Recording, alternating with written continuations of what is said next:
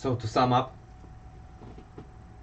Kochikame 3 out of 5, Captain Tsubasa 2 out of 5, Dragon Ball 4 out of 5, JoJo's 2 out of 5, Slam Dunk 3 out of 5, and now the big 3, One Piece 3 out of 5, Naruto 5 out of 5, Bleach 1 out of 5, Boku no Hero 5 out of 5, Black Clover 5 out of 5, Kimetsu 3 out of 5, and Jujutsu Kaisen 1 out of 5.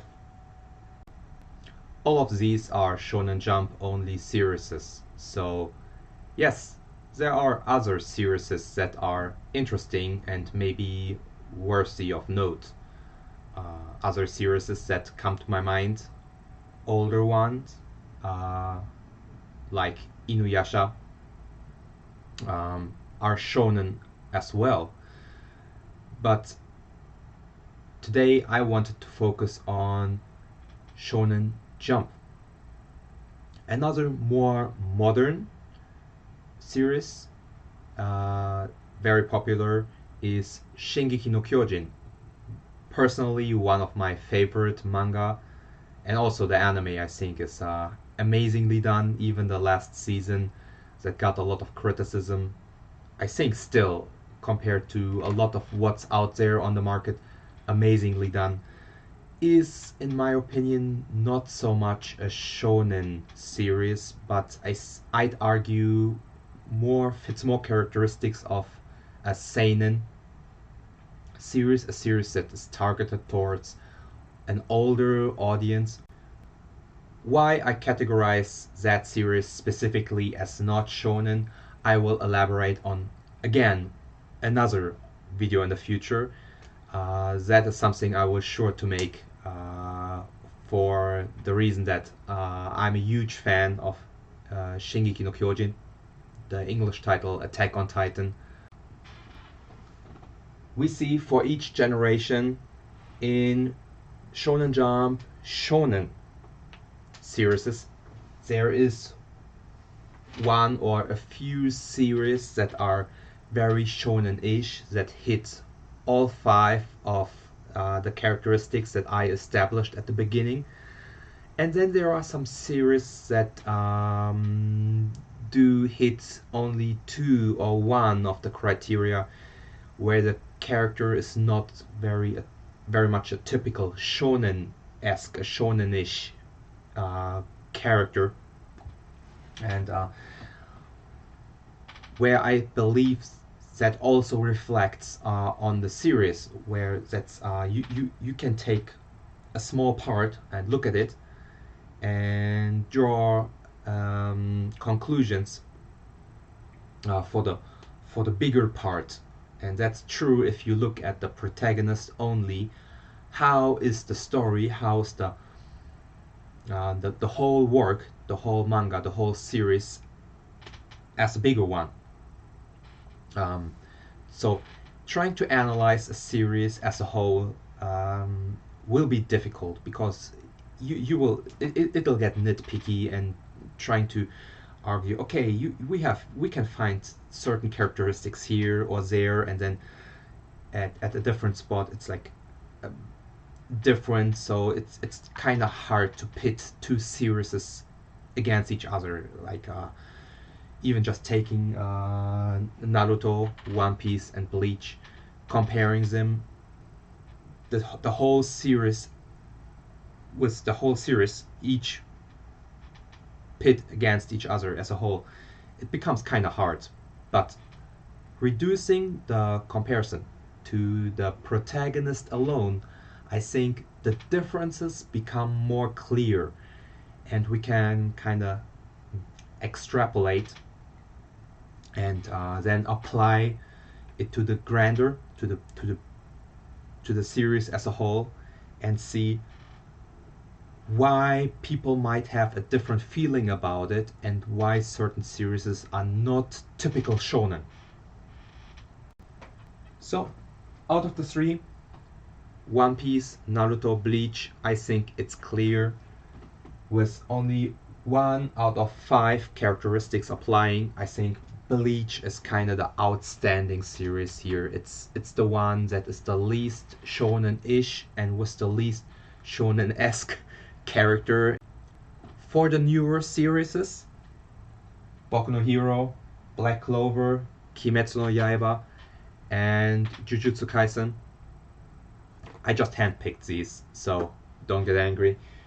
I think especially Boku no Hero and Black Clover, with both hitting 5 out of 5 characteristics, they represent very typical shonen series, like very typical shonen-esque shonen series. Very shonen-ish, if you want, kind of making up the terminology here. Kimetsu no Yaiba, again, I think it deserves its own video. While only 3 out of 5 of these characteristics apply, I think for reasons, it's kind of like an embodiment of shonen.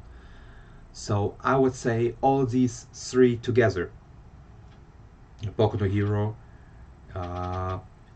Black Clover, and Kimetsu no Yaiba, represent modern shonen, modern classic typical shonen, while again we have one series that stands clearly out, that's kind of like the wild horse. Just how Bleach a generation before stood out is now standing out in this generation, and that's Jujutsu Kaisen.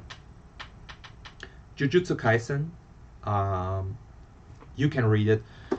The mangaka stated to have been influenced strongly by Naruto and Bleach, and we have some concepts, even going so far as terminology, having been inspired clearly by those 2 series. But then it goes its own way. So Naruto, a series about ninja, where the character use jutsu, ninja techniques.